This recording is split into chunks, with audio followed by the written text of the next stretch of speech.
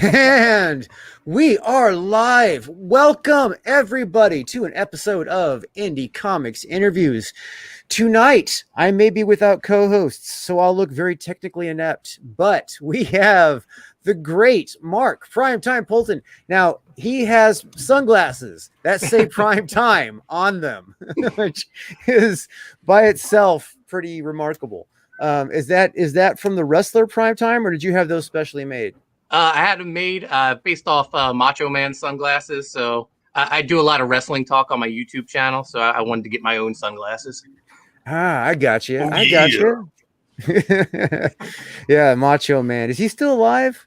No, he passed away a while ago. I thought that happened. I wasn't wasn't wanting to like say something at a turn. Poor guy, rest in peace. There. Yeah, I'm sure he's got a full collection of Slim Jims in Wrestler Heaven.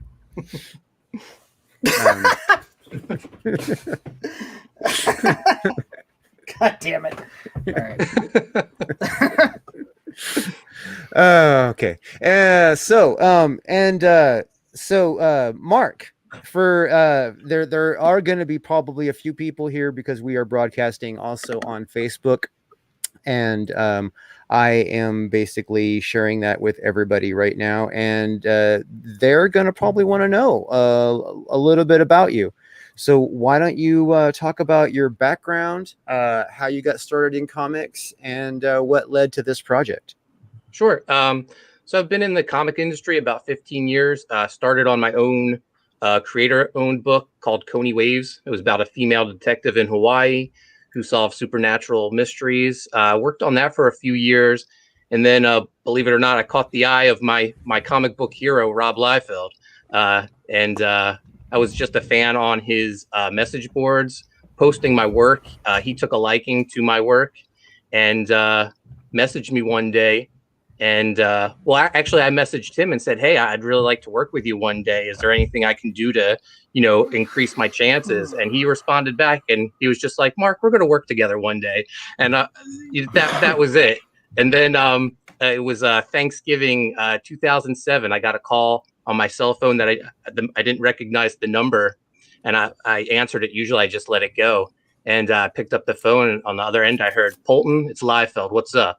And Rob talked my ear off for about 2 hours and told me all these plans he had.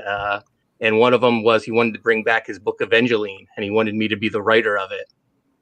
So, it took a while to get that project off the ground. And in between that, he had me work on some things. Some things never saw the light of day. Others did. I got to work on Image United, which was really cool because, all my heroes worked on that book. And I think only 3 issues came out, but the issue that I scripted, the backup story, that was released. So I was really pleased with that. But it was around that time, 2010, we did a Brigade relaunch, and I was feeling really good about myself. So I reached out to another guy that was on Rob Liefeld's message board, an artist by the name of John Malin. And I said, "Hey, John, I have this idea. It's about the Universal monsters as superheroes. I think you would be the perfect artist for it." And John responded back and said, "Everyone wants me to draw their book, but you're the first person to ask me to draw monsters, so I'm in." So we really started a Graveyard Shift back in 2010. And at one point, we showed it to Rob because we were both working with him on different projects. And he really loved it. He wanted to help us set it up at Image Comics. But instead, the Extreme Studios relaunch happened, and I was doing Evangeline there. And Rob thought John would be the perfect artist for Youngblood. So Graveyard Shift got pushed to the side for a while. And from there, John worked at Marvel for a while. But when Rob was working at DC, they asked him to take on a bunch of other books. And he said, "Oh, I'll do it, but I need help." And they were like, "Who do you want to work with?" And he threw my name out there. And for some reason, DC went with it. And the next thing I would know, I was co-scripting Hawkman with Rob at DC. Joe Bennett was the artist. R.T. Bear was the inker. It was a dream team for me. Especially they all had ties to Extreme Studios, which was my all-time favorite, era of comics. That '90s Image stuff. Yeah, Uh, Art's a legend and a super nice guy. yeah. I love hanging out on his channel. He's just like the coolest dude. So after the DC stuff ended, I kind of just focused on kids books. I have a kids book series called A Cat Named Haiku, and then I released a graphic novel with my son called Pizza Tree. That was his. He came up with the idea when he was 4. We were out having pizza, and he was like, "Dad, I know where pizza comes from." And I was like, "Oh yeah, really? Where?" And he was like, "It's simple. You plant a slice of pepperoni, and a pizza tree grows." And I thought that was the most brilliant thing ever. So we made it into a kids horror comic, and we released it in logical progression. yeah. Well, he takes after his dad. He loves horror movies, and we released it in 2017. We got nominated for a Ringo Award for Best Kids Graphic Novel. We won the Moonbeam Award for Best Kids Graphic Novel. Wow. And I was doing a lot of kids stuff. I have a line of children's books about pro wrestling for a small children's book publisher. But all the while, every now and then, when John would get some free time, he would go back to Graveyard Shift. And finally, the time was right in, I guess, 2018. He left Marvel, and he was like, "Hey, I think we're going to finally pull the trigger on this." And I remember the night of our launch, I was so nervous. We were asking for $5,000, and I said to my wife, "I don't know what we're going to do if we don't make that money. I don't have $5,000 to put into this book." And it was the most unbelievable thing. In 30 minutes, we were funded, and it just kept growing and growing. And we're into our 3rd volume of that. That just did $265,000. And it's amazing the support that Comicsgate has shown us. We were able to actually launch my book USAssassin Volume 1 through Graveyard Shift during the Graveyard Shift 2 campaign. It was our $170,000 stretch goal. And when we hit that, every backer got a free copy of USAssassin Volume 1. And that was an 80-page book. It wasn't. It was actually the biggest book in the campaign. So it was pretty cool to give that to fans for free. And now we're launching USAssassin Volume 2. My co-creator is Mike McMahon. I've known Mike just as long as I've known John. Actually, back in 2010, when John and we put out a Graveyard Shift ash can at a Wizard World Philadelphia convention. Mike was sitting there with us. So, he's technically the very first Graveyard Shift fan. And he likes to, he wears that badge proudly. So he's been a part of the whole, success of Graveyard Shift. So we were happy to include him by getting his book with me out there, USAssassin. And now it's time for Volume 2. It's about our government super ninja who takes out all the bad guys. It's inspired by both our loves of 80s action films and 90s comics. Yeah, I got to hear about it when we were on Eric's channel, and I got to pick, get my ears full. I'm actually excited for it. I backed Graveyard Shift too, so I've read the first book. You know what I mean? So I'm excited for the sequel. So and I back it as well. So yeah. So it sounds really fun. Oh, awesome! I enjoyed the hell out of both books, a U.S. Assassin and a Graveyard Shift. Like, really good stuff, man. Thank you, man. I appreciate it. So let's bring up the campaign so we can start bringing attention to that. Sorry if anybody thinks I'm not paying attention to Mark when he was talking while I was looking down at my phone. I wasn't playing Candy Crush or anything stupid like that. I got to tell people on Facebook that we're active, or no one comes and watches. No offense, I can barely see with these sunglasses on anyway. Do you see like the writing? Is it like I do. That's gotta be no driving with those on. No. Yes. Do it. Let's see. Drive it here. all the way to WrestleMania. The word assassin always makes me laugh when I'm typing it or spelling it. It's just like a running joke. Ass in. Yeah, exactly. It's just Oh, always- we've heard it all campaign. Yeah. Mm. yeah. So let's. Oop! I heard a kitty. Sharp So it Rorschach. begins. God damn it, Jigs. Well, the cat meowed, our ferret popped up. I know our It's that fucking time. ferrets are out and about. They're like, oh, you guys are streaming. Oh shit. Yep, it begins. Yep. All right. So let's He's a good give the boy. video a listen to first. U.S. Assassin returns in an all-new 50-page blood-soaked graphic novel written by Mark Polton, co-creator of Graveyard Shift, featuring artwork by rising superstar Mike McMahon. New villains unite to take on Joe Knight in a story inspired by the Raid and Bruce Lee's Game of Death. Plus, learn the secrets of Project U.S. Assassin. Who is the mysterious Sensei Steel?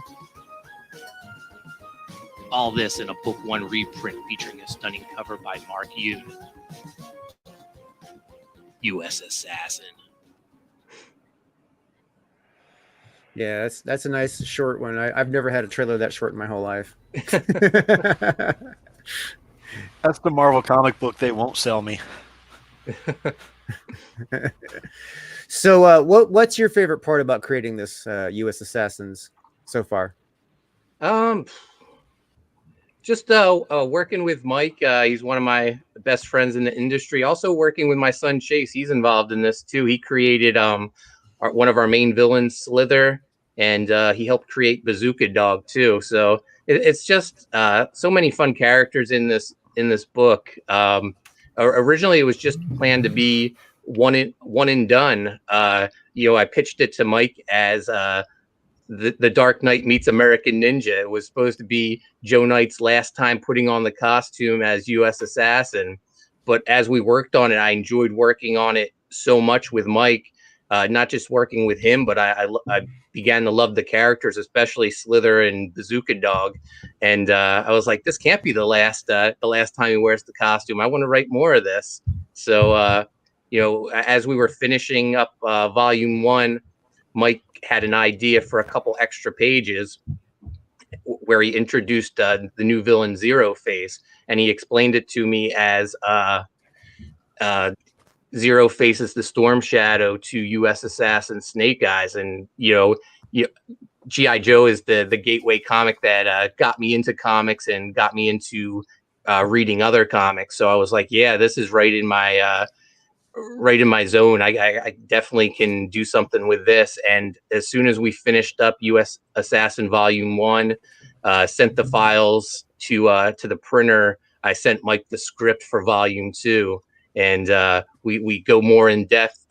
We sort of start at square one, and we explain the origin of the U.S. Assassin program, that Joe wasn't the only U.S. Assassin. There was another one, and that's Zero Face. And we created this cool story inspired by like Game of Death and the Raid, where Joe finds himself in this building and he has to fight his way out. And each level there's a new threat, a new villain, and it's like a comic book version of a video game. He just has to keep fighting through the lower level villains to get to the big boss.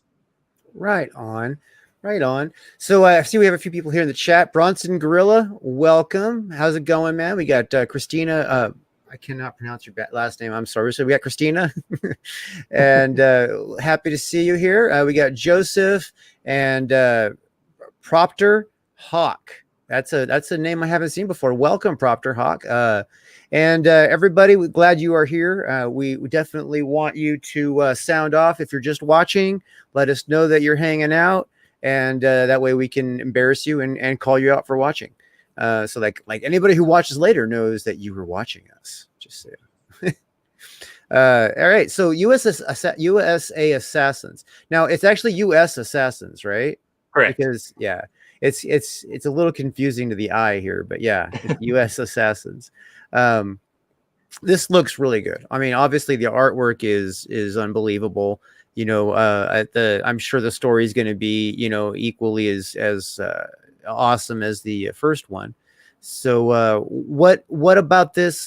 What about this? Should people really pay attention to and be most excited about? Like maybe some of them haven't got the first book. What would you tell them?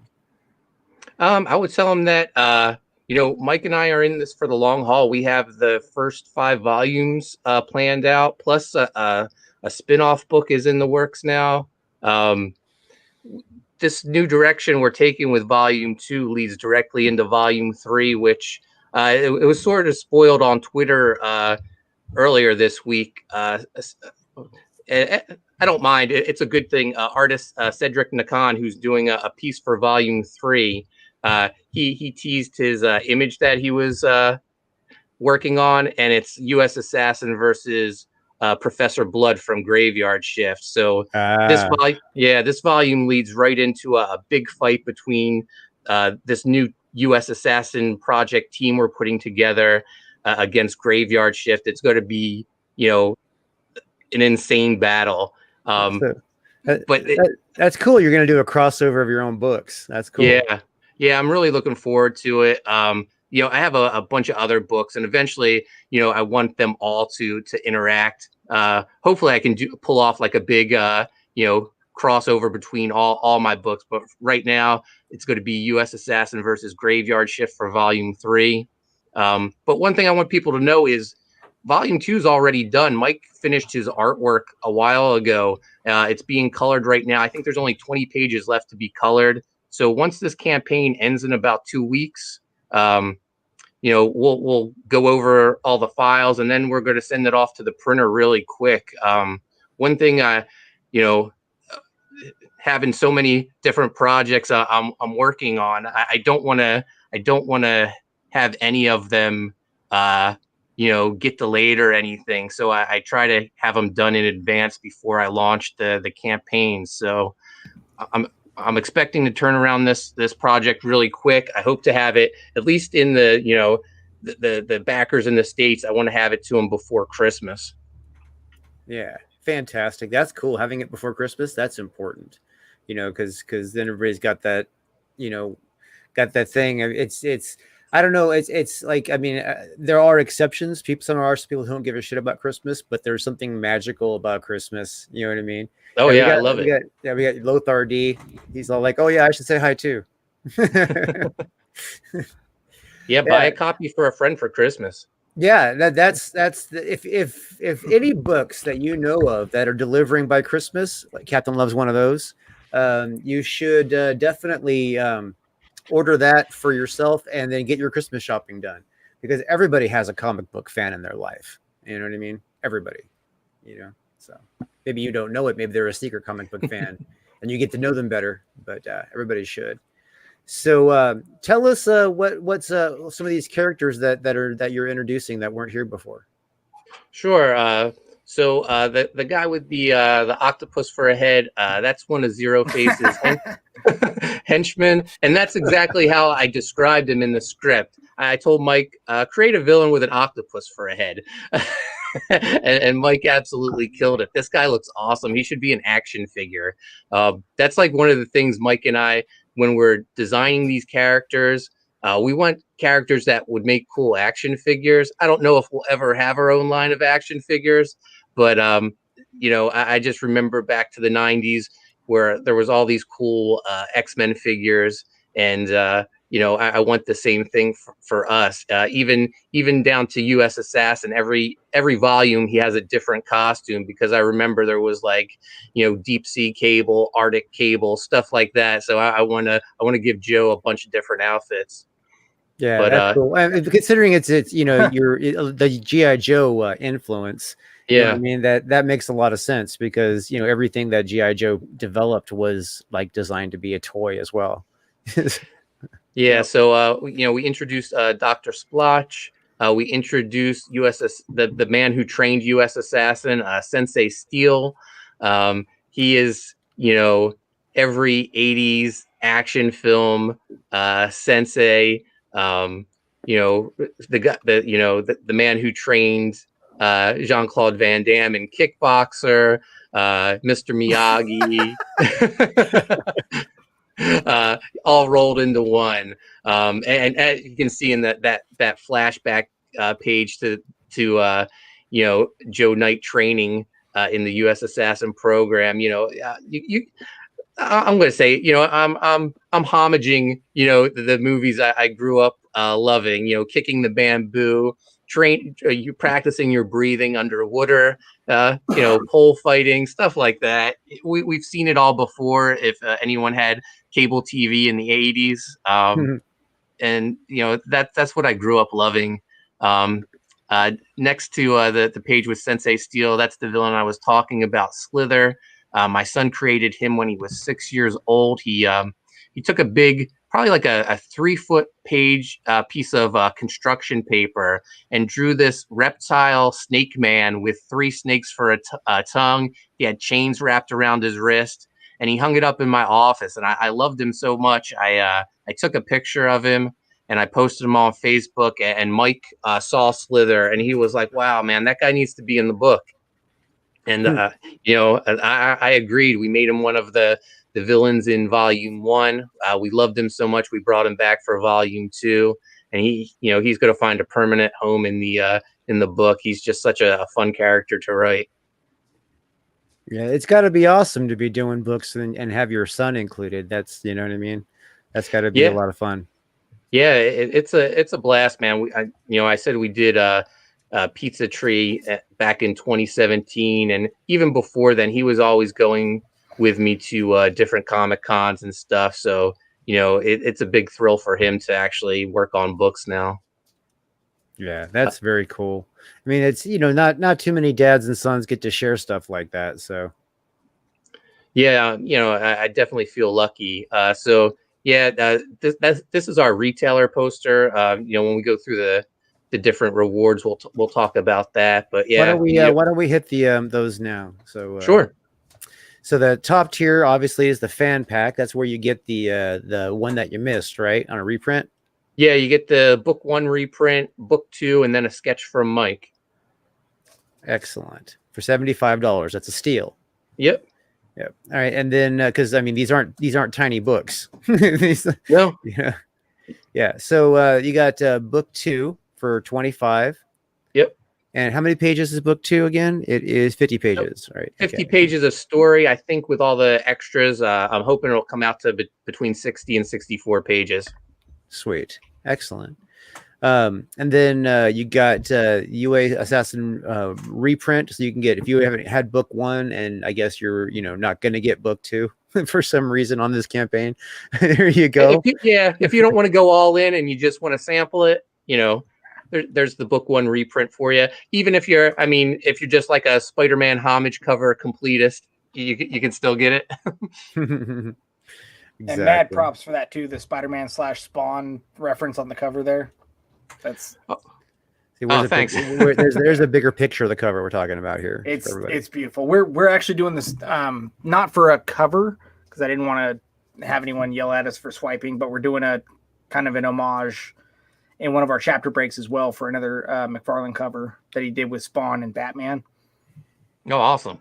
Yeah, so that's cool. I really like that. All right, and then you have the book 2 Kevin Sharp variant. Yep, it's being colored right now. Kevin Sharp, artist and creator of Dragon Guard. Mike is a big fan of his and reached out to him, and he was nice enough to do a variant cover for us. It came out great. Yeah, this is it right here in black and white, right? Yep.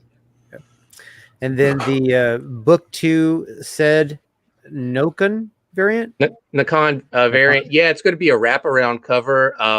That's it right here. Yeah, the artwork for it's insane. I told him to go crazy on Bazooka Dog's weaponry, and he did just that. I was joking with Mike that he should have just drew in a kitchen sink too, because everything else is in there. Right. That is pretty insane. The dog carrying a lot of weapons there. Yeah, he is our favorite character. So yeah, we I love giving him all sorts of different weapons to use. Then you got the homage cover as a T-shirt. There you go. Yep. And then the double tap copies of the book. So you got 2 books there.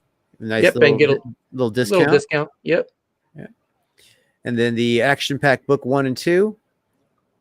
Yep, and all these books will come signed by me. I would love for Mike to be able to come out and sign them too, but at this point, I don't want to promise anything we can't guarantee with everything that's going on right now in the world. Right. There's just no telling what's going to happen exactly. Yeah. And then triple threat. What's that? So that's the first printing of book 1, and then the book 1 reprint, and then the regular cover to book 2. Yeah, so you had like 100 of those left over. Yep.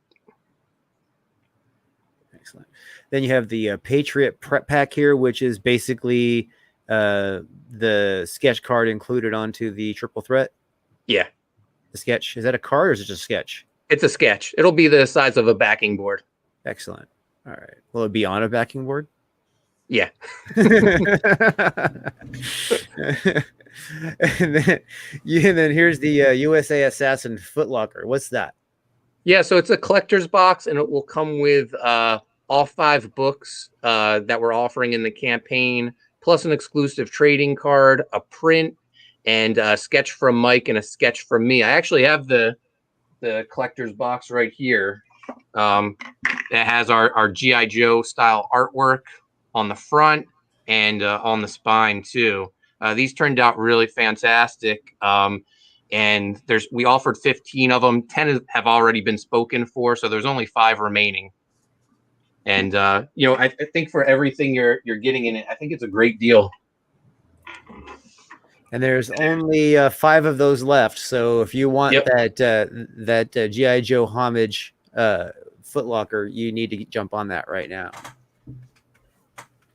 All right, and then the reseller pack, you were going to say something special about that? Yeah, so it comes with 10 copies of the book 1 reprint, book 2, a bunch of promo items, and all the promo items that the retailer's getting is everything that our backers are getting or had a chance to get in our second chance campaign for volume 1. But the one new thing they get is a 24 by 36 inch poster for their store, and that was the poster with Slither on it, holding U.S. Assassin up by his neck. I tried to style it after the cool posters I would see in my comic shops in the 90s. If I saw this hanging in the store, I would definitely want to check out the book. I just feel it's really eye-catching. I've already had a couple retailers say that they're definitely going to get the retailer pack. So it'll be nice to get the book out into some shops in the world. Hopefully introduce us to some readers who have never gotten books from crowdfunding.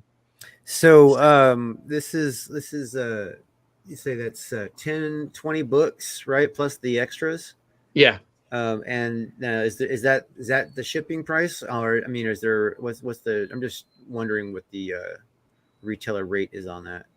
Is there? There is a shipping price. I think I think it's $25. I can't remember off the top of my head, but yeah, I think it's $25. I'm only offering it to the States right now, just because shipping internationally for all those books would be a killer. Yeah. Right. But so that works out to roughly, $16-17 a book, and then they get all the promos and extras and stuff. So that's if they're gonna sell the books for $20-25, then they're gonna be happy with that. So yeah, and it's not you don't have to be a retailer to get it. If you're a fan and you want, you're going to get these by Christmas time. So if you have 9 friends you want to buy U.S. Assassin for, get it for them, and then you can keep the poster for yourself. There you go. And the promo stuff likely. Yeah. All right. So anything else you want to say before we jump over to one of the other campaigns? Yeah, this the original artwork to book 2, it's right there. At the end of our 60 days, right as we go in demand, Mike and I were going to pick one backer We're going to just randomly pick a backer number, and they're going to win the original artwork to book 2. Mike was nice enough to donate it for the campaign. So, yeah, if you stay up till like 3 a.m. with us on election night, we'll be giving that away. Sweet. And let's see, you got your stretch goals here. So you're almost to the 6x9 print. Yep. And then we got sticker at the 15K. Is that on here anywhere? The No, sticker? I haven't shown that. It'll probably just be the USAssassin logo. Okay. And then pinup section will be added to the book at 20K. Yep. Artist Mark Yoon will sign at Volume 1 reprint books at 25K. So you guarantee the signing by Mark Yoon. And he's the one that did the artwork on Volume 1, right?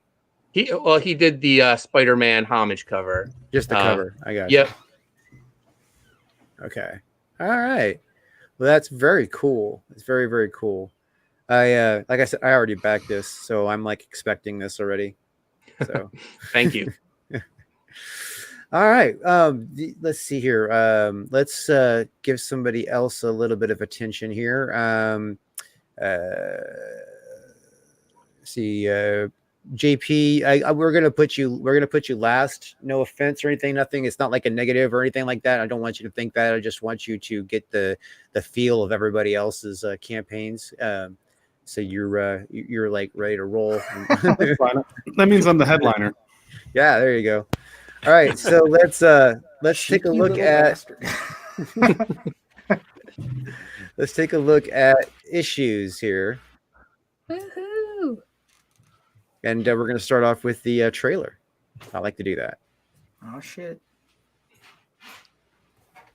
Get the whiskey ready. It's already in me, man.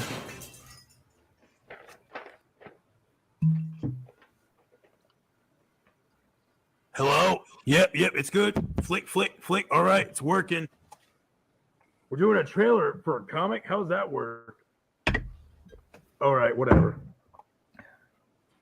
In a world marred by personal politics, where heroes have been reduced to a novelty, one team of superpowered misfits will set out to right the wrongs of their pasts, and once again, remind the world what it truly means to be a hero. A young special agent assigned to investigate a god searching for the truth of her father's death. What the hell's going on here? The most powerful being ever known, hoping to regain the trust of the country he loves, accused of murder. Best friends trying to maintain a sense of justice under the eye of an easily manipulated public. Cavalier twins trying to honor the legacy of their fallen parents. ... and a monkey. The hell is this garbage? Issues, Volume 1, only on Indiegogo. Nailed it. That's quite different than I've seen a trailer like that one yet. We were going to do that one just as like a teaser while we were making a real trailer. And we just kind of never did. So we stuck with that one, and I fucking like it. So I've never seen a trailer where the inspired announcer us. is 100% drunk, have you? he was hammered. He was supposed to just come over here for an afternoon and just hang out for like 2 hours and record it. And then like we're making dinner and we hadn't recorded anything yet. So we're like, all right, read the lines, do it again. All right, we like that. We'll see what we can edit. And then we just had dinner and watch movies. Like he was here for like a good 9 hours because we got him pretty toasty. bad. And it took me took her about 4 hours to edit that trailer. Yeah. All right, so before we go any further, why don't you tell us about you guys, how you got started on this, and a little bit about your background, so people know who they're dealing with, and how issues came about. Well, I guess it started with me. I was at college at the time, and I was kind of getting burnt out, about to take a break off and leaving. And I wanted to start a webcomic, and it was in the era of like Marvel was kind of getting off the ground with the cinematic universe, and superheroes was starting to become in the mainstream. So I was like, okay, well, what if I did a webcomic where like everybody kept on saying who watches Watchmen? Watchmen was really popular at the time. I was like, well, legitimately, who do superheroes have to turn to? And I called up my buddy Mike, yes, and I was like, hey, what about if I did like a therapist hotline for heroes, like where heroes can just like call up and, you know, air out their bullshit real quick, and yeah, haha, 4 panels. It's just quick little quip. And he's like, that's awful, but I have an idea. Let me get back to you. And a month goes by. I forget that I told him. And I told another friend of mine who went off and took my idea to College Humor. They made a show and it tanked. And which is great, I guess, because it was an awful idea, like Mike said.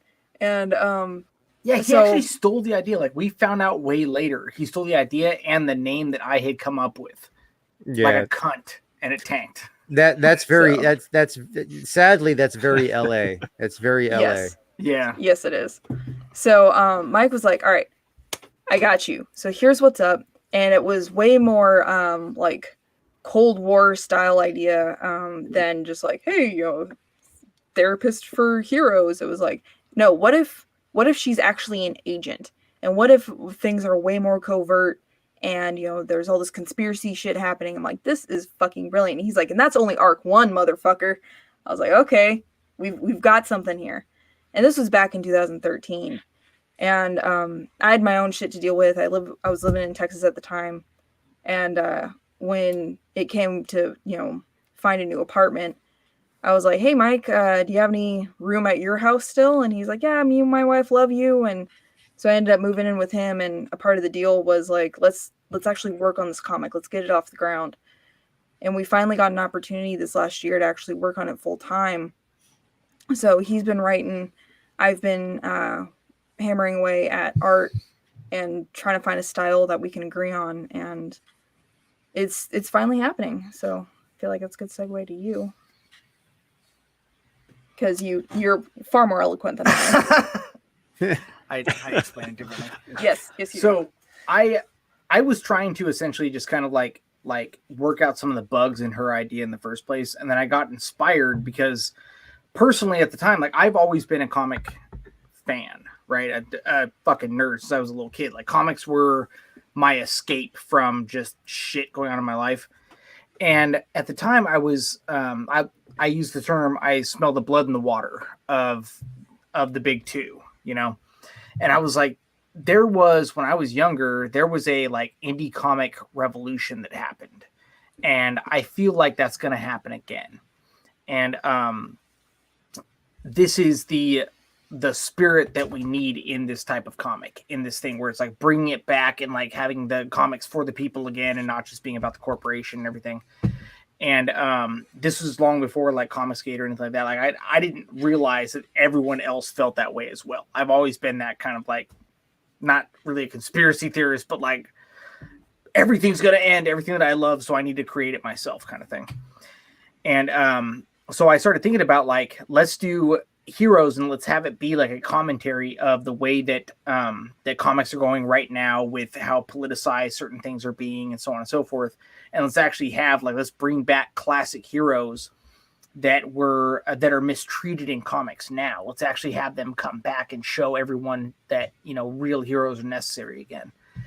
And that was kind of where I wanted to go with that. I pitched it to her and she was like, yeah, it's great. So it went from being like the agent, and in the first place was a therapist, but now it's like an agent that she has to kind of interview these people and like kind of keep them looking a certain way in the public light, you know, and then that in turn kind of falls apart. And then it's like, well, the world actually needs real heroes and you can't just, you know, have them fit to a certain standard like society has for them right now. Because the societal standard right now is bullshit celebrity as opposed to heroes that are willing to do what heroes are supposed to actually do. So the entire arc is really like recreating a comic book world, a comic book universe, kind of like how like DC and Marvel have, but my original idea was relaunching it for independent comics, like creating this whole big universe. And then we were all working full time and whatnot. So like Comicsgate happened and the whole indie boom happened and whatnot.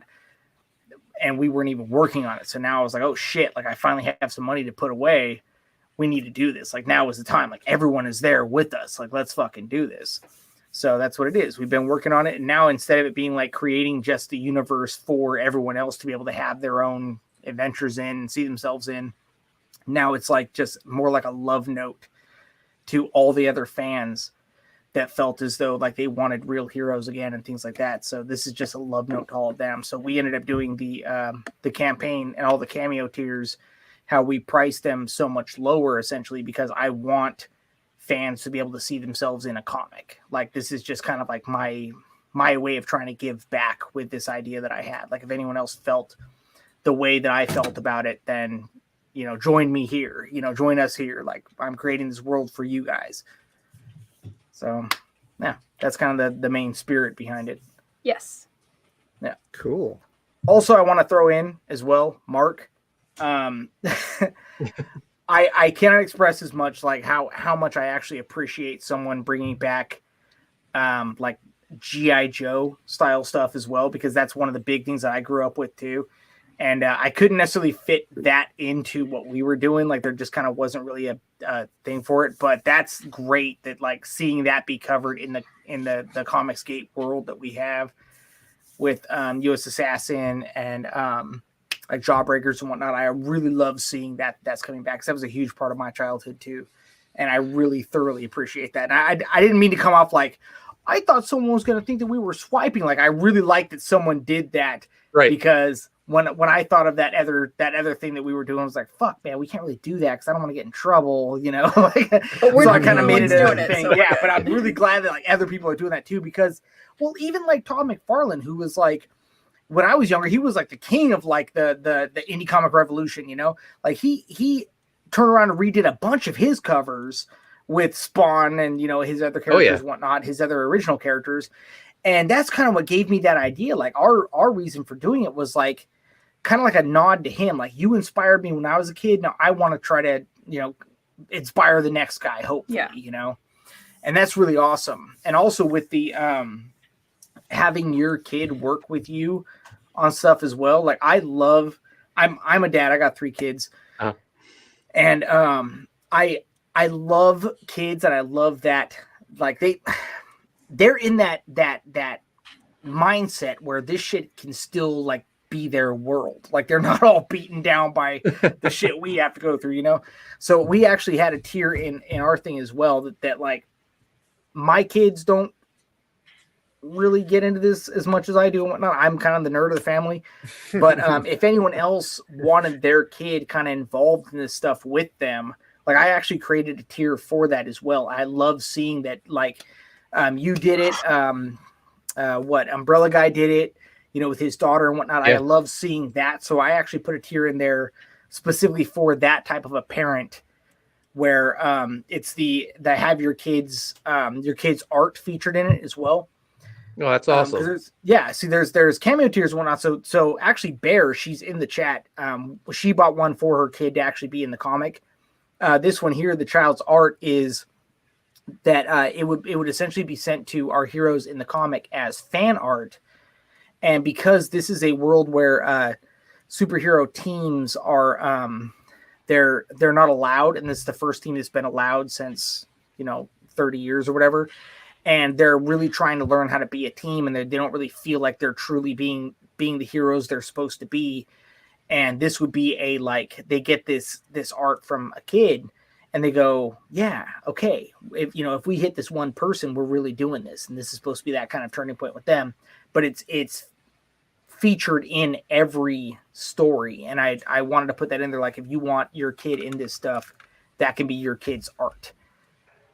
So that's a tier that I had in there. It's actually there's if I said anything else, it'd be way more spoilery than it already is. But there's a big arc that I actually have planned for that. So if anyone's listening or anyone hears it in the future or whatever, that is like something I really want to do, because I truly, thoroughly believe in kids that get into the comics and at least have that type of an escape like I had when I was younger. Yeah.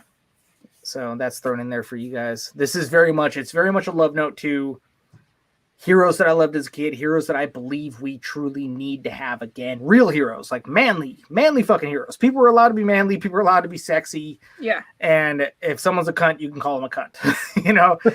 And then also like, you know, fans, like I really want to be able to give back. Like when I first thought of this, I didn't realize we were going to have something like someone as big as like Ethan and whatnot to go like, oh yeah, you buy this one thing. I'm gonna throw in all these things like the king of customer service. Like I really thought like, what can I give back? Like, you know, so this is very much me trying to give back to fans of comics. It is all completely out of love. Like we are nerds. We haven't been in it for, 20 years doing this and whatnot. We're really just trying to be like, this is a labor of love. We're doing this for you guys. Yeah. And we've written out over the last 7 years, truly an incredible story.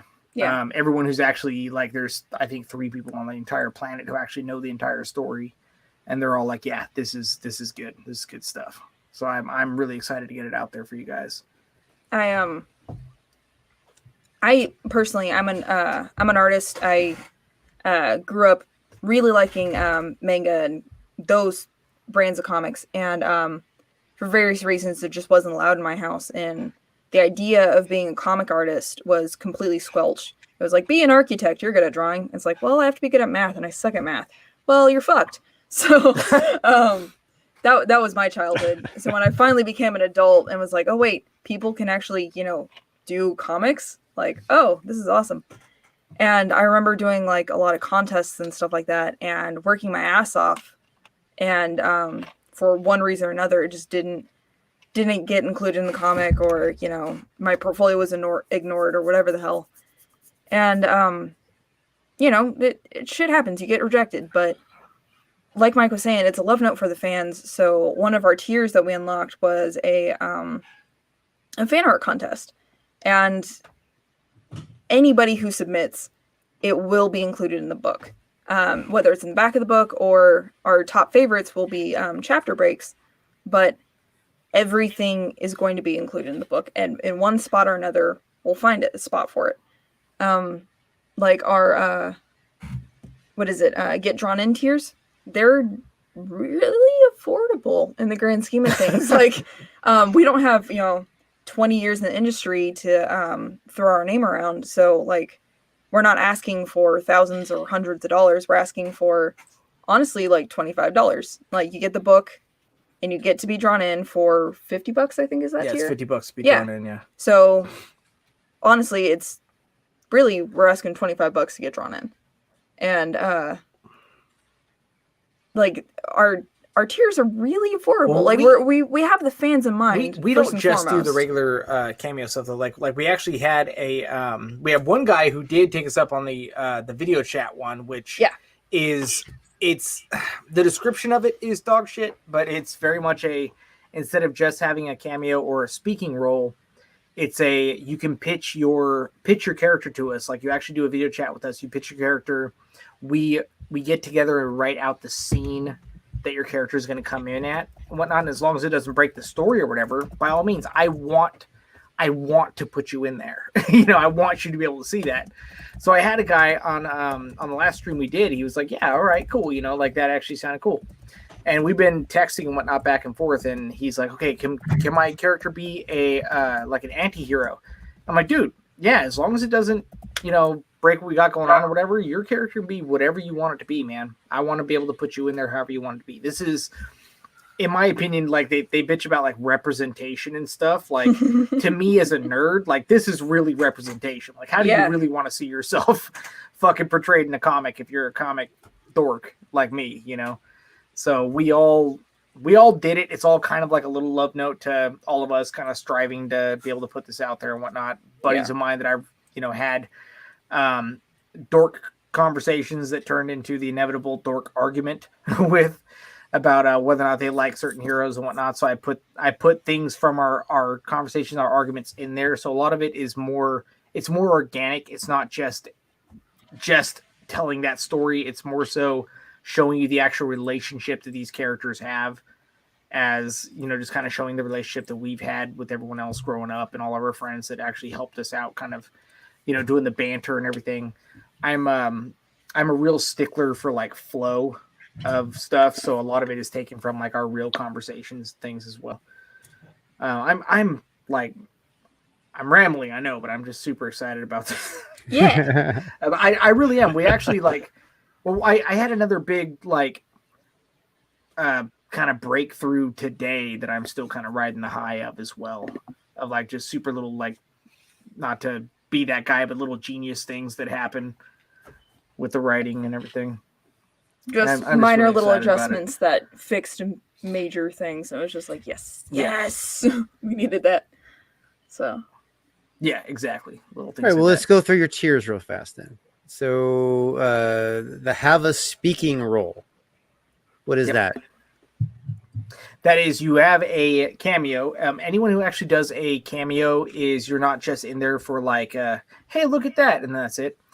You're written in essentially as a citizen of the city, so Okay. it'll be reoccurring and whatnot unless something falls on you. And a speaking role will be exactly that. Like you'll be part of a conversation, you'll be acknowledged, maybe even called out by name, that kind of thing. Yeah, very cool. So what is? Oh, this is just the comic, the graphic novel itself, right? And that with the This is just the comic. Fuck The comic. Everybody expects the comic. You know what I mean? This is just the comic. And then this is by two, so I'm assuming it's two of them. Correct. And then we have here volume 1 and print. Correct. Where you can choose the cover and you can choose the print. Yeah, each book is choose your own cover. We have the 3 main covers, so all of it is whichever cover you actually like. We kind of like try to tailor that to, you know what you're about, you know what kind of art thing you like, you know what kind of cover you like. Stick with that. You know, it's not a big pressure of buying all of them unless you totally want to. But yeah, with the print too, like if you like the Stunning and Brave cover that we have as a wraparound, which is the Bikini Girls, and you want that as a print, get the print, get a different cover if you want. Yeah. Very, very cool. And then this is the one we talked about getting drawn in. Yep. And then this is the book and a character sketch. Correct. Yes. I'm not doing portrait sketches. I like to do full body, like little action shots. So whatever I happen to be drawing that day, pencil, if I'm markering it, whatever, it's a worthwhile sketch. Yeah, it's not she keeps saying that. God damn it. I'm too blunt for my own good. Not what, like, just whatever the fuck I feel like drawing that day. Like, no, it's not whatever character she feels like drawing. It's like you pick the character, or if you don't want one of our characters and you want it like your character or you or a loved one or anything like that, it can be done in our style. But how she feels like drawing it. She could, pencil it, ink it, watercolor it, just kind of what she's doing that day. But it's going to be a full-on character sketch of whichever one you end up wanting. That's pretty cool. Yeah. Whatever the fuck I draw that day. And then this is all 3 covers. Peasant. Yeah, all 3 covers. Yes, correct. And we got Fight a Hero here. And that obviously is drawn in, but you battle one of the heroes. Correct. People seem to love that, actually. There's actually a few... So the spirit of it is like, everyone's just kind of like brought in as being, we're all fans, so we're all part of this city, essentially. This city is what was originally my representation of like what Comicsgate ended up being, where it's all of us comic fans, right? So that's why I had this idea to do this. And the city itself there are other heroes and there are villains. So you can be either a rival hero, or you can be a villain, or you can just be a dude who just is pissed at someone. But this is like, you can be in those fights. So there's a few like big time fight scenes that we have. But we actually had one guy who wanted to do a Fight a Hero, but not want to be part of a big fight scene and have it be more like a minor discrepancy kind of a thing, which, whatever you want to do, we'll do it. But yeah, this is, we had a couple people who pitched a person based on them. And what they had was like, they're trying to write something as well. They never really got a chance to do this character in their thing, and they really wanted to see it done. And I really liked the way they did it. So I was like, you know what? I may actually kind of bring that person back. Like, he might, since he's going to be part of the world, would it be okay if we brought him back in the next book as well? And he's like, fuck yeah.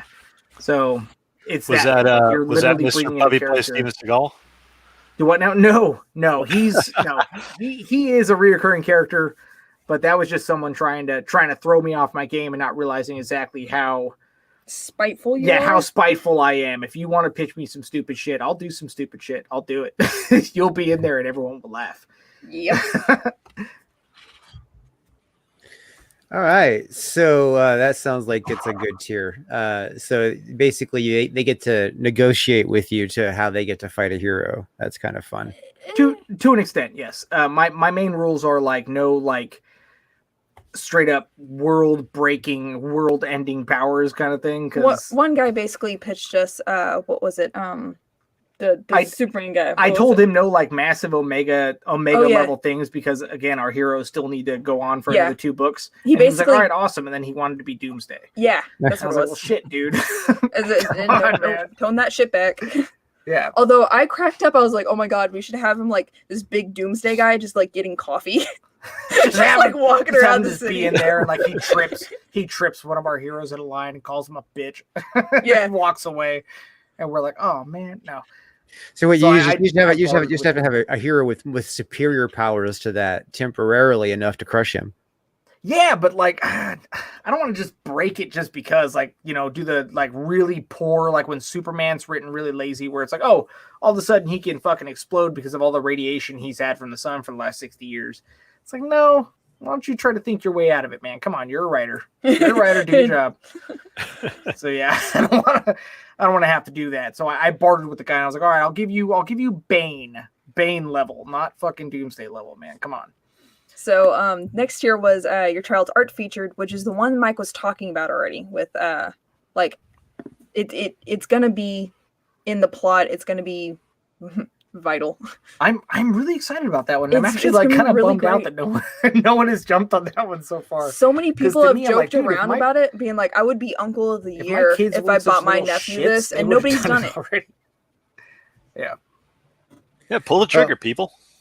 Yeah, somebody get that. No, this is like it's if it doesn't happen, it doesn't happen. It is literally just me wanting to kind of like give to that next little generation, you know, or someone being out there like trying to bond over comics or whatever with their kid or something of that nature. Just kind of like just this fantasy that I had, but I don't know. If it doesn't happen, it doesn't happen. It's fine. We'll get Mike's kid to do it. And then you have the video chat tier. Yep. Okay, so this one is you pitch us an idea. It's not like, hey, bullshit with us online for $200. It's pay $200 to talk to us, peasant. No. Yeah. It is like it's the fighted hero tier 2.0. I just gotta point out that just conveniently you got Homeboy here going wham, what the fuckery, just right next to that. That's just kind of humorous in its own right. Well, that is actually the what the fuck response. That is that he's landing on one of those airwalk things that go between buildings and shit because he's an asshole and he doesn't look before he jumps because he's a nocturnal hero, but he's out in broad daylight, so he doesn't realize that people are like walking between buildings and shit because they're all at work. So he lands like right on top of 2 civilians, and that's where they're all like, "What the fuck?" Oh, okay. It's not him, but I got you. It's coming out. Yeah, in the next thing you see that he freaked out people on the next page down there. But yeah, that's my little nod to like he's a narcissistic, like he's our hardware hero, right? So he's like, you know, Batman, Nightwing, the Punisher essentially, and he's like a super narcissist, but he only works at nighttime. So right now he has to be out in the day, so he's just treating it as though it's his normal thing. But everyone sees him running about and he's like jumping on people and whatnot. He's just not acknowledging it. It's just kind of showing that he's like up his own ass essentially. Yes. Yeah. Which he is. Yes. It's an ongoing thing. Mm-hmm. But video basically chat. Batman with Damian Wayne's attitude. Yes. Very much a Damian Wayne type of a character. Yeah. Yeah, I still love that shit where he's like, Alfred, make me eggs Benedict in the morning. Alfred's like, Wayne, you better get your fucking kid. Yeah. Better watch that shit. Put a chain on your boy. Yeah. So video chat is like the fighting hero on steroids. Like we said, we've gotten some people who are like, I want all this shit, and we're like, we can't write that in there. Like, tone it back a bit. So video chat is your opportunity to be like, hey, I have this idea. Can you write that in somehow? And like, we'll sit there and bullshit and legitimately have a writer's session video chat with you and see if we can work it in the book. That's what video chat's for. and we're trying to schedule our first video chat. Very Yeah, soon. we have one Yeah. guy. We were actually supposed to do it last Saturday, but he had things going on. But yeah, this is a like don't get me wrong. Like we have everything set up. Like we have the framework for everything. We already know what the actual story is. So it isn't like you're gonna, come in and totally break our story.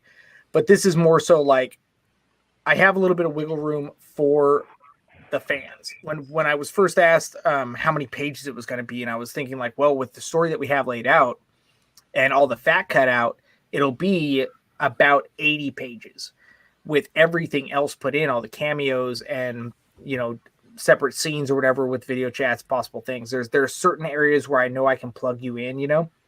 It'll be anywhere from 80 to 120 or something like that. Yeah. Right now, we're probably sitting about 100 with the cameos that we have right now, just because I don't want to just have it be a single panel cameo. I really want it to be like, that doesn't just vaguely look like you.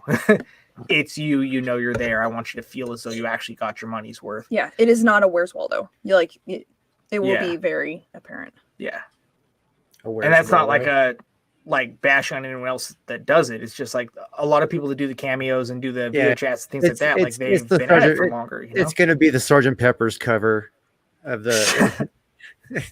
Got to find yourself in the mix of people. No. I'm going out of my way to make sure that people are really feeling. I hate using the term representation, but I really want to feel like people are really seeing themselves in it, knowing that this is actually done for them. Excellent. We even had a running joke for a second, because like I said, this was made back before current politics. It was back in 2013 where we started thinking this shit up. And well, if you actually pause on that, the first cover real quick, that'll help explain things. So we made these characters back in the day, and we've been building them, we've been working on them. And then recently, with all this like the diversity and representation, we stopped for a second. We're like, oh shit, we meet woke guidelines. Yeah, like, we're weirdly woke all of a sudden. This is what happens when you naturally just write characters. Like we have 2 actual white guys, and then like our lead person is a female. One of her mentors is like ambiguous darky. Like we have just like this woke ass cast, and we're just like, oh shit. Well, that's what happens when you write things correctly, I guess. Cough, cough, Disney. Well, it's just organically, it just kind of happened that way. Yeah. Yeah. And they're like, there's this checklist for it now. Diversity was organic for years. It just became something that they used as leverage. So exactly. Yeah. You're tracking with what I'm. Yeah. So. Yeah. I just find it funny, Mike. I hate using representation, which is funny because we have awesome representation in the comic, but just the correct version. All right, so the Spot UV covers is unlocked. The fan art contest is unlocked. Yep. Trading cards are unlocked. The exclusive print is what everybody's waiting on next. And what's that? No, we got it. Oh, you got it? Unlocked. I didn't put the unlock thing on there. You didn't put unlocked. Damn it, Mike! You had one job. Damn it, Mike. Is that this picture here? Oh, for yes. Yeah, for the longest time, he had the black and white version on there. He wouldn't update it to the color one too. Yeah, it was like right before we were going on stream too, and fucking Jake's text says, "Hey, you got to put that thing on the deal there." I was like, "Oh shit." Yeah, that's our cover, or our print. This is actually going to be something that's not going to be sold in any of the other things. It's not going to be offered as a cover or anything like that. This Volume 1 exclusive. Yeah, just for crowdfunding. It's going to be signed. So it's going to be 11 by 17 print. Yeah. Okay. And what's the you tell us? What's this? Yeah, tell us what you want. Long story short, we give up. We run out of ideas. No, shut up. Jags. Damn it, Jags. Why do we invite you on here? No, So most of our stretch goals have been like what fans have said what they wanted. Mike is very much the kind of person when he buys stuff, he doesn't want, the stickers, the patches, and all that shit. I am very much the person where I love all that shit. Give me all of it. Whatever the hell you're selling, I want it. Yeah. So for Mike's sanity, he was like, you know what? Let's let the fans decide If they want bookmarks, ask for bookmarks. If they want trading cards, ask for trading cards. Somebody asked for trading cards. So we made that a stretch goal. Yeah, So- every stretch goal we've had so far has been from feedback. Fans being like, "Hey, you know what? Those old trading cards that you used to get from like the X-Men in the 90s." And I'm like, "Dude, I love it. Everything about what you're going to say, yes." Yeah. so they're like, "Yeah, do it." And I'm like, "Fuck yeah, I'll do that. I'll totally do that for you." I want to be able to do what our customers want. It's just I don't want to do a bunch of shit like if you're spending money, I don't want to give you a bunch of shit you don't want. Yeah. So we thrive on feedback. So like next stretch goal, if you want like Mike's beard hair in his bath water, like get a nice little can of Mike's bath water, we'll do it. That'll be the next stretch goal. That's redundant to say. My bathwater would be laden with fucking beard hair. That is true. Yeah. I'm so hairy. So you're talking about beardy bathwater. is what you're saying. Yeah. Violet bathwater. So yeah, whatever stretch goal you guys want, let us know. It comes in the mail. It's like glowing blue. Everybody's wondering why. All Yeah, right. Mike's the only guy whose bathwater needs a liquor license. It's just extruding like chemicals. Okay, so anything else you want to say before we move on? I was looking at you. Not everybody jump know. at once. No, I think I can say this for the book is like I'm one of the few people that actually knows how the entire story goes, and without spoilers, I will say it is one hell of a story. It was funny. It had me busting a gut, and for the 5 hours that Mike had me sitting down listening to him ramble, like I was on the edge of my seat listening. Like it was entertaining from beginning to end. Like, you know, he's worked on this for 7 years and it shows. Like he has it all figured out. It is a fully fleshed out story, and it will definitely be worth anyone's money. Yeah, I would not be here. God damn it. Or else I would not be here interrupting and pissing off Mike Yes. if it wasn't a good story. Well, I don't know. I'd be pissing him off regardless, just for fun, but still. Yeah. It's We got Mogwai Centurion in the chat. What's up? He's like, what is this? This is a live stream, Mogwai. You come here all the time. It is the comic book that'll put Alan Moore to shame. Oh Jesus. Don't put that juju on Damn it. us. God damn it. No, I aim all high. right, so this is from start to finish, writing, drawing, coloring, lettering, all of it. It's strictly just me and Snoots doing it. So I brought Jags on to be able to handle social media for us. So if anyone gets pissed off at us on Twitter, it's Jags and Bear in the chat. in the chat. She's running our Instagram as well. So we can focus on, you know, producing this actual comic. When I brought him on, I was like, hey man, so you're representing a brand now, you're representing this comic.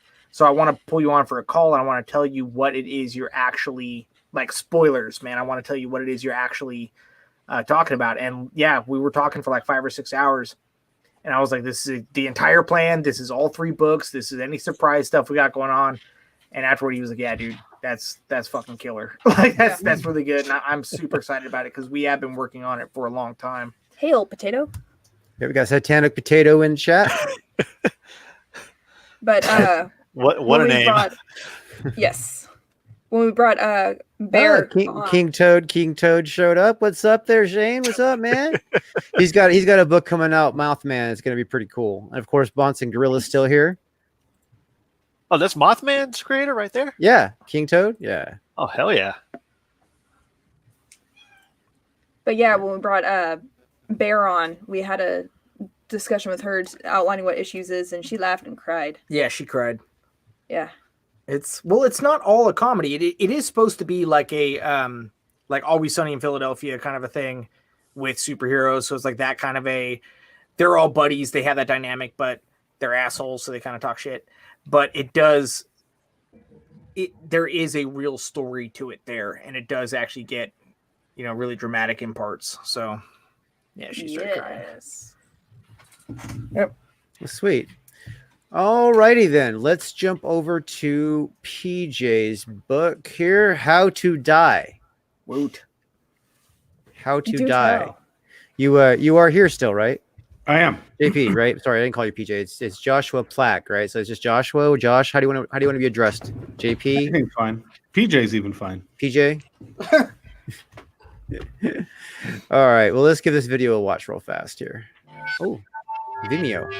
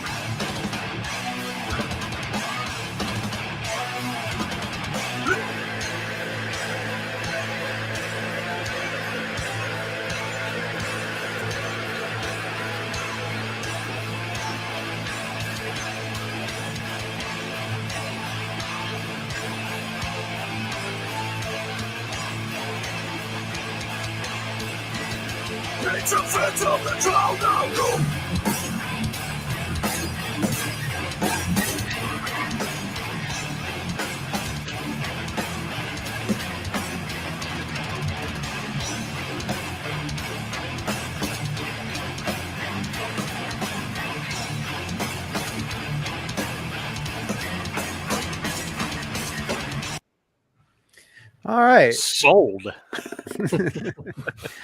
So tell us a little bit about yourself and what inspired to create this comic before you tell us more about this comic.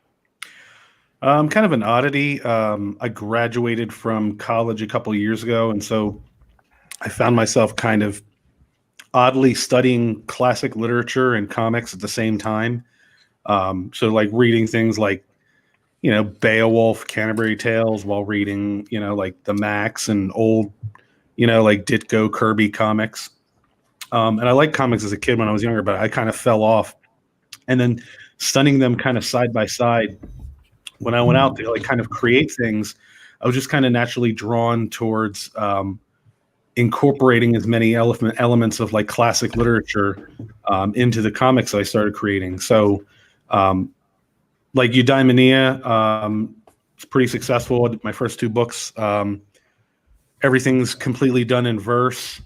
So I just kind of incorporated like these really old styles into it. And, I will absolutely, I know a lot of people will knock university, but I'll absolutely say that like if you studied English, it kind of teaches you how to, for the written word, kind of like pull everything apart and see how everything works. So when it comes to kind of creating stories, I think I had this kind of interesting background that would allow me to kind of put together these really odd stories. And so that's how I arrive at a comic book titled How to Die.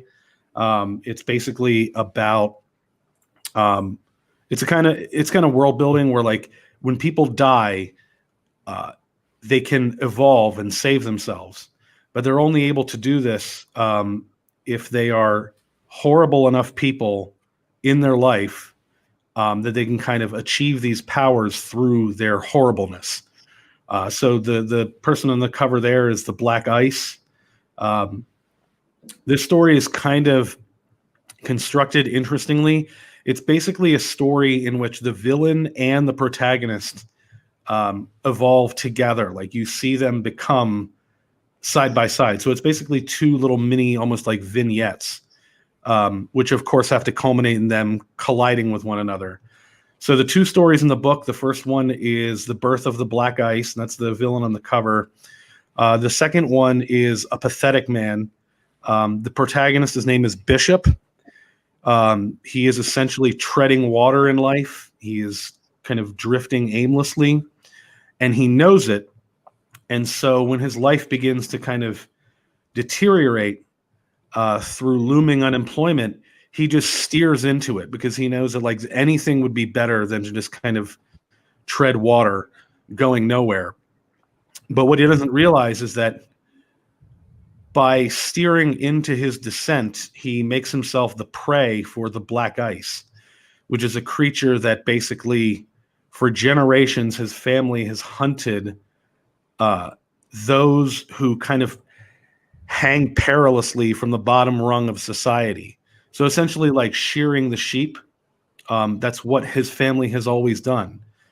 And so it's these kind of two stories. They're like two ships passing in the night. They're like the hunter and the hunted, and their stories, they each have their own stories, and they're kind of told simultaneously. While I was kind of putting this together, I read A History of Violence, the graphic novel, which is terrible. Like, it's a really poorly written book, but the art like just kind of pulled me in and showed me like just how much can be done with black and white. Which, like, if anybody has read Eudaimonia knows it's basically the opposite of what I did there. Eudaimonia was just nothing but like colorful explosions. And so for this, I just kind of wanted to go in the complete opposite direction and just get as much as can be gotten out of black and white and everything in between. It's attractive. I'm so used to seeing color that my eyes don't adjust to black and white immediately. It's like, there's a lot of line work and stuff. And I'm like, because I'm used to seeing, when I see black and white, I'm thinking how it should be colored. You know what I mean? Because I'm usually looking at my own book. You know what I mean? So this is pretty nice. It kind of reminds me a little bit of Crystal McGee's book. Okay. What was that called? The Good Night. Yeah. You know what I'm talking about? Oh, with the bear? Yeah. Yeah. The artwork kind of reminds me of that a little bit. The style. So this book, these characters here, they're pretty interesting. How far is the arc going? Like, do you have it planned out for a long ways, or is it something that is a one-off here? So this is my whole plan was to have it be a Halloween thing, doing an issue every Halloween, like it's something people could look forward to. As far as how far out, I have 5 issues in mind kind of mapped out, with the 5th issue having 3 different endings. So it's like the movie Clue. So whenever that 5th issue comes around, you can order one of 3, or you can get more than one, and you're going to get a different ending in each book. So you'll have the Black Ice book. That'll be his ending. You'll have Bishop's, and then there'll be a character in book 2 called the Gray Queen, and you can get hers as well. Well, it's a good thing you didn't give her a colored name, because you're going to do it in black and white. The Blue Queen. Yeah. Like, no, we actually ran into that blue? problem just the other day because I wrote into the script a blue aura, and the artist is like, it's gonna be tricky. Yeah. How are you gonna know it's blue? Well, the thing I discovered from Eudaimonia was I didn't know this before, but you know how when you go to do the print run, you have the inside and the outside cover. Those are 4 kind of slides for the print file. Mm. And since I started to put together the black and white book, and I realized that like I could do the whole book in black and white, and then as long as I print the last page on the inside cover, it can be this just unexpected explosion of cover or of color. You know what I mean? So I think that's going to work really well, especially if to kind of lull people in with the grays and the blacks and whites, and then all of a sudden, because the last panel is always. That's where you make your memories. So if I have that just unexpected out of nowhere pop, I feel like it's something people are really going to enjoy. Yeah, the beauty of art is it's always a personal presentation. You know what I mean? Yeah. So like if you think it's going to be cool, I mean somebody else is also going to think it's going to be cool. You know what I mean? So. Yeah, so let me ask you this: what is the favorite part of doing this book so far? What's the coolest thing for you so far? I mean, apart from not having to keep everything in rhymed verse, which was what Eudaimonia was, kind of because Eudaimonia, like people really enjoyed it, but it was very much a non-traditional comic book. So I would say being able to just kind of dig my claws into what's considered traditional comics. Like this is essentially a superhero, supervillain horror story. And Eudaimonia was kind of like my introduction into the medium. And so this is, for me, I think my first time like dipping my toes into like more traditional comic books. Getting to have dialogue and things like that. Right. Well, that's cool. That's cool. So you're getting your feet wet and getting a good feel of it. And it seems like it's going to be a good book. Obviously, um, it's when do you think it's going to be done? You said I mean obviously not by Halloween, right? No, January we're about 2021. a third of the way done. I would say shortly after the campaign. Okay. So you should have you plan to have the digitals ready by Christmas then. Is what Yep. it looks like here. Okay. Very cool.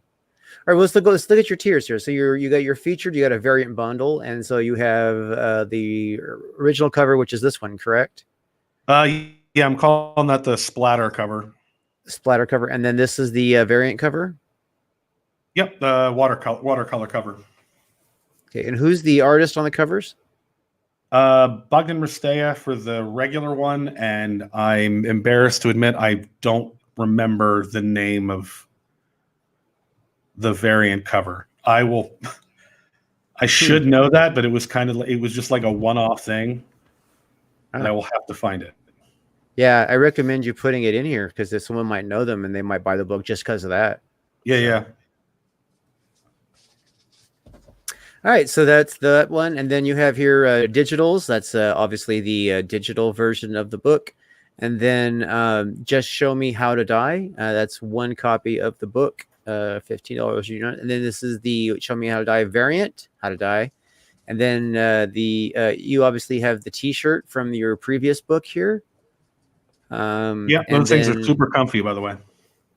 And good sales. Buy it so you can wear it. And then here's the how to die T-shirt. How to die in pink looks like with the variant cover. Excuse me, that's lilac. Lilac. Okay. Lilac. For everybody who's listening very carefully. There's probably people laughing to themselves right now. It's probably cleaning up spit. It's just. So the autograph hunters edition. What's that? So as you know, some of the previous people on the show have alluded to, it's kind of hard to get people to get creators in this digital world to sign things together. So if anybody really wants Bogdan and mine's signature on this, it's going to involve shipping to Italy and back. But we'll make it happen. Yeah. That's a heck of a ship. That's $50 by itself, pretty much, man. Yeah, probably. Yeah. Oh, and then the T-shirt bundle, bunch of shirts. Let me just do your whole wardrobe. Right, exactly. So you can wear this every day almost. And then first edition collector's pack. What is in that? So my books. I'm a big fan of knowing exactly when something was printed, which is something you see in classic literature, I think, more than you see in comics. Like first editions of like famous books go for ridiculous amounts of money. And I don't see a lot of that in comic books, or at least something that's very obvious to the reader. So my books all have that first edition stamp that I made. I recommend everybody edition for Eudaimonia 1. Everybody include that information in your credits. That's what I recommend. Yeah. But I mean, if you look at like my cover there, that nice gold giant first edition stamp is something that I just love to have for all my first runs of books. I even have a second edition print. So over time, those first editions become, a little bit more coveted. So the first edition collector's pack, you're going to be getting all of my first editions from Eudaimonia 1, 2, and both versions of How to Die. Those are all signed in gold ink. And however many we print, that is all will ever exist for whatever that's worth. Oh, that's fantastic. That creates value there for everybody. And then the everything bundle is the obviously the first edition and the T-shirt bundle, correct? Yep. Yes. All right. Fantastic. Anything you want to summarize here? If you like preternatural horror, stories of people getting their shit sorted out, getting their shit together, this is a book for you. If you like kind of weird stories, Like, I don't want to say I'm Neil Gaiman. You know, I'll say I'm better than Neil Gaiman, but I'm not say that I am him. If you like, I'm trying to think like what other things.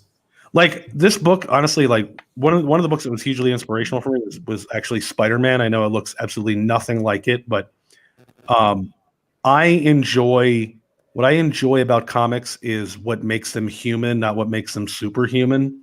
So if I can relate to something that happens, if I can relate to the experiences of life in a book, and the characters are just these otherworldly creatures, that to me is like that's what makes comics special.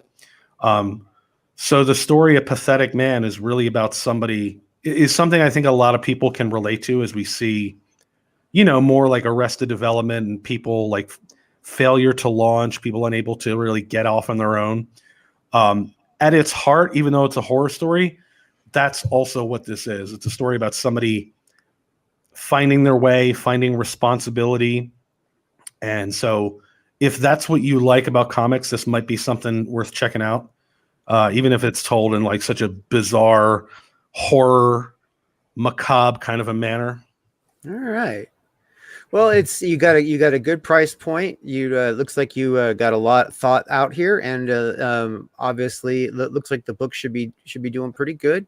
So you have 43 backers now. 11 days to go. Is this in your first 30, or is this out of the 60? I'm only doing 30. I'm kind of getting screwed over by Indiegogo, so I'm not going to be going into. I'm not going in demand. I'm just going to have to relaunch because, for whatever reason, this page just doesn't show up on the Explorer Comics page. You can scroll down forever and it will never show up. And I've had backers email Indiegogo. I've sent about 18 emails to Indiegogo. They will not answer. So I'm going to try and relaunch. And I don't know if it's the title or what, but it just doesn't show up on the queue anywhere. It might be the title. Yeah, I mean, if that's true, though, it shows up. If it shows up in a search, so you know what I mean. So Yeah. I'm not sure what that's about. I mean, it could just be that the for whatever reason it got sorted real low. I mean, well, no. The thing is, if you sort the page by funded and you scroll down to where it would be, it won't show up. So it's definitely not on that page. So they must have glitched. Then that happens, I guess. I mean, you can't go with tech and not find problems. Yeah, I was going to Anyway. relaunch it with an abbreviated title just in case. That's smart. Yeah. Well, it doesn't hurt to run a second campaign if you know. I mean, you got 43 people expecting this, and you funded, so they're they're going to get their book, and then you can maybe do a second chance campaign, and hopefully that one goes better. Yeah, that's the plan. Yeah. All right. So going back, How to Die. The link is in the chat, and let's see here. Let's go back and make sure you also take a moment to go and check out the amazing looking book USAssassins. I'm going to stumble on that forever, Mark. Sorry, dude. No problem. And this book is really looks terrific. You need to get on this one. We got to get this thing at least to that 10K stretch goal, because for no other reason than I want that stretch goal. I want that 6x9 print. So let's back that so I can get the 6x9 print. I don't care about anybody else. I want it. Let's back it so I can have it. All right. And then also while you're get your wallet out and you're backing campaigns, make sure you give a good look to Issues over here and get yourself an issue of Issues. This guy. All right, and these are all links in the chat. These are all currently purchasable on Indiegogo, and get on it right away. And anybody want to say anything before we wrap this up? I got cats telling me they're hungry, so. I would just like to say, we got Fade. We got Fade in the chat. You got to call out Fade. Hey, Fade, what's up, man? Fade. Hey, Fade. Who let Fade out of his box? I was gonna make a box joke. I was wondering what was gonna beat me to it. Hey, who wants to say something? I do. Just for U.S. Assassin. So I said this volume 2, leads right into volume 3, which is our crossover with Graveyard Shift. Also in volume 3, we're going to much like G.I. Joe had real people a part of the team like Sergeant Slaughter and William the Refrigerator Perry. In volume 3, we're going to introduce a celebrity to the team. I'm really excited about it. We signed someone to a licensing agreement, and he's going to make his first appearance in volume 3, and we're going to announce that in December when we put up the mailing list for volume 3. So is it Gilbert Gottfried?